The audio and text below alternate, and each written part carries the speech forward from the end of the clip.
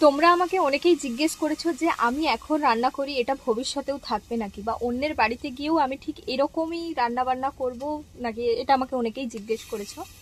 দেখো, আমি যখন রান্না করি অবশ্যই আমি রান্না করব আমার মাকে যেভাবে ভালোবাসি, করি, যেমন স্নেহ করি, সব কিছুই আমি করব। কিন্তু আমার মা যেমন আমার সাথে বিহেভিয়ার করে, এই ধরো আমি যদি কখনো তরকারিতে আমার নুন বেশি হয়ে যায় বা ঝাল বেশি হয়ে যায়, আমার মা কিন্তু অন্যের কাছে গিয়ে নিন্দেটা করে না। ঠিক সেরকম আমার যিনি শাশুড়ি মা হবেন, তিনিও যদি আমাকে নিজের মেয়ে মনে করে, নিজেই যদি মনে করে যে না এটা আমার মেয়ে, আর মানুষ মাত্রই ভুল হয়, এরকম তো আমি মাঝে মধ্যে আমার হয়েই যায়, এই নুন বেশি ঝাল একটু এরকম হয়েই যায়।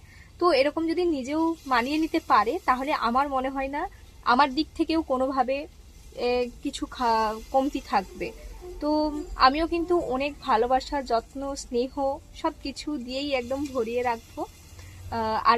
আর যদি আমার সাথে খারাপ বিহেভিয়ার করে, আমি শুধু আমার কর্তব্যটুকুই করব। আমার দিক থেকে কিন্তু ভালোবাসাটা তখন আর পাবে না।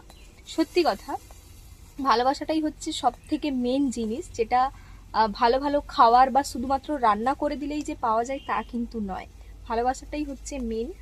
আর তার থেকেও বেশি কথা যেটা, সেটা হচ্ছে যত্ন।